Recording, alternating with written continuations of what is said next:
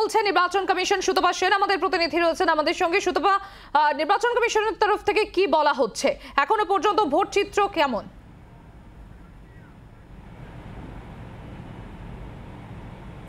দেখো, দেবারতী বা অয়ন যেরকম বলছিল যে সকালের দিক থেকে কিন্তু যতটা বেলা বেড়েছে, বেলা বাড়ার সঙ্গে সঙ্গে বিক্ষিপ্তভাবে বেশ কিছু এলাকা থেকে খবর আসতে শুরু করছিল।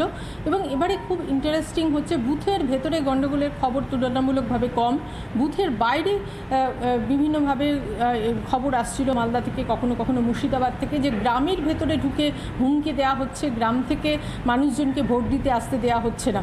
কখনো কখনো মোহাম্মদ সেলিম অভিযোগ করছিলেন যে ভুয়ো এজেন্ট বসিয়ে দেওয়া হচ্ছে বা তাদের এজেন্টকে ঢুকতে দেওয়া হচ্ছে না। এই প্রত্যেকটা ক্ষেত্রেই কিন্তু বুথের বাইরে কুইক রেসপন্স টিমকে পাঠিয়েছে নির্বাচন কমিশন, কারণ একেবারে কমিশনের দপ্তর থেকে সমস্ত বিষয়টা মনিটরিং করা হচ্ছে। এমনকি মিডিয়ার মাধ্যমেও কিন্তু টেলিভিশনগুলো দেখা হচ্ছে, সেখানে কি দেখানো হচ্ছে তা দেখেও সঙ্গে সঙ্গে ব্যবস্থা নেওয়া হচ্ছে। এবং কুইক রেসপন্স টিম যেহেতু একেবারে প্রত্যন্ত এলাকাতে পৌঁছে যাচ্ছেন, তার ফলে যে সমস্ত গ্রাম থেকে অভিযোগ আসছিল যে সেখানে হুমকি দিয়ে তাদেরকে ভোটারদের বুথমুখী করতে পারছিলেন না, সেই অভিযোগগুলো খতিয়ে দেখে সেখানে কিন্তু পৌঁছে যাচ্ছে কুইক রেসপন্স টিম এবং তারপরে তাদেরকে বুথে নিয়ে আসার ব্যবস্থা করছে। কাজেই বুঝতেই পারছো যে নির্বাচন কমিশনের কিন্তু আগাম এই বিষয়টা তাদের মাথায় ছিল যে মুর্শিদাবাদ বা মালদা এই ধরনের চিত্র থাকতে পারে, কারণ অতীতে এই ধরনের ঘটনা একাধিকবার দেখা গেছে যে একেবারে গ্রামে ঢুকে হুমকি দেওয়া হয়, ভয়ে ভোটাররা গ্রাম থেকে বেরোতে পারেন না। সেই বিষয়গুলো এবারেও হতে পারে এমনটা মাথায় ছিল বলেই কিন্তু কুইক রেসপন্স টিম একেবারে সমপরিমাণ রাখা হয়েছিল, অর্থাৎ বুথে যে পরিমাণ সেন্ট্রাল ফোর্স রাখা হয়েছিল বুথের বাইরেও সমপরিমাণ রাখা হয়েছিল। এবং তাতেই কিন্তু দেখা যাচ্ছে যে প্রত্যেকটা ক্ষেত্রে তাদেরকে ভোট দিতে নিয়ে আসা সম্ভব হয়েছে।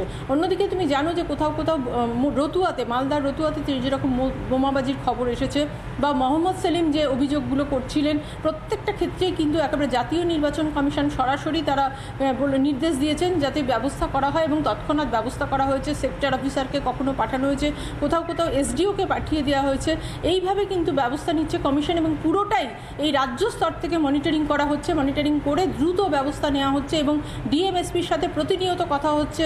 শুধু তাই না, দিল্লি থেকে জাতীয় নির্বাচন কমিশনের তরফ থেকেও কিন্তু বারবার সিইওর কাছে ফোন আসছে, তারা খবর নিচ্ছেন, তাদের কাছে যে অভিযোগগুলো সরাসরি যাচ্ছে সেই অভিযোগগুলো তারা সিইওকে জানাচ্ছেন এবং সিইও দ্রুত ব্যবস্থা নিচ্ছেন ডিএম বা এসপিকে ফোন করে।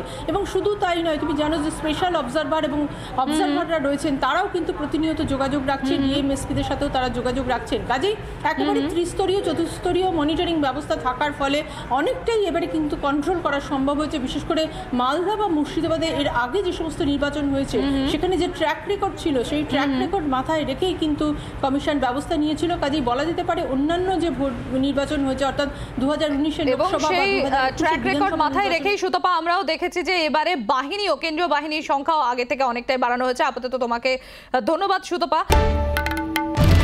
বাংলার আওয়াজ, বাঙালির আবেগ, জি 24 ঘন্টা।